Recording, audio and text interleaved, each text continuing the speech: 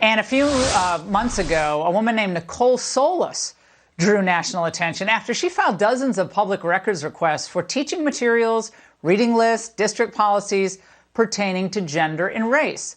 Now, it's not uncommon for journalists to do this. They used to. But since we don't really have a working independent press anymore, parents have been forced into the role of journalists because they actually do want to see what their kids are being taught. Now, fast forward to last week. The Rhode Island chapter of the National Education Association decided to sue this woman, alleging she's putting teachers at risk of harassment. So she joins me now. Nicole Solas and John Riches, Nicole's attorney and director of the national litigation at the Goldwater Institute. Nicole, they want to bully you and they want to silence you. Will you stop? Absolutely not. This litigation is frivolous. They have no standing. They have a personal vendetta against me, and they are politically motivated against me because I submitted public records requests to see how they're teaching critical race theory and gender theory. And they thought I would go away, but I didn't. And now they're pulling all these tricks to try to silence me.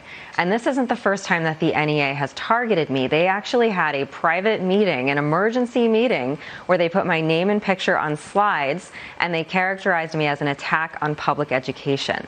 So they are trying really hard to silence me, but I'm not scared. I have the Goldwater Institute behind me, and this is a matter of public concern that is subject to public disclosure, and every parent has the right to request this information, and every parent should. You can request the communications of NEA members with public school officials and public school employees, and you can read their emails to see exactly how they are implementing critical race theory, and maybe you'll even find that they've been targeting you too if you've been objecting to their ideology. Okay, this is so great. I'm so proud of you, Nicole. I know that sounds weird to say, but I'm so in awe of you do have courage, because a lot of parents, and John, I understand this, in Goldwater Institute, you rock for doing this.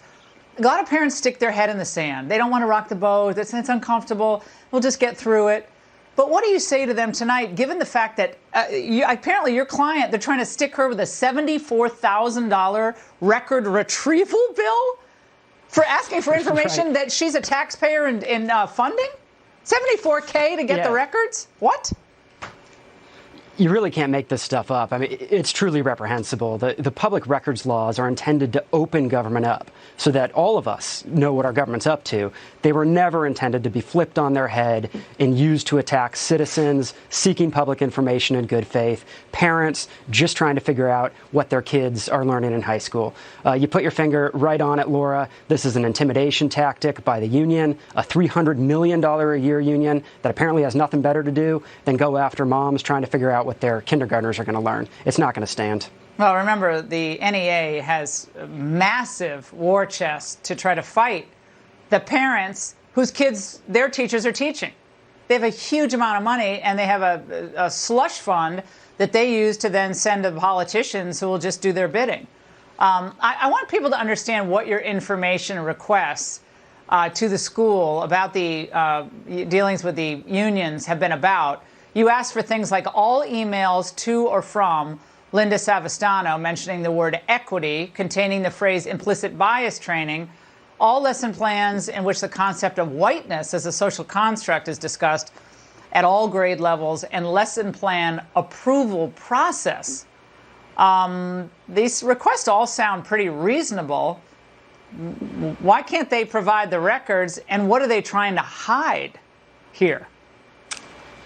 I think they're trying to hide critical race theory. I mean, their complaint even stated that if there were communications revealed showing how teachers were engaging in discussions about critical race theory, that, now they're worried that their teachers will be subject to harassment. And of course, nobody wants anyone to be harassed, certainly not in the way that the NEA has harassed me. But if they are engaging in discussions about critical race theory and they're implementing it in the curriculum, that is a matter of public concern. And what parents want is transparency. There's obviously controversy here, and it needs to be debated openly. Yeah, Nicole and John, thank you so much. Eye-opening.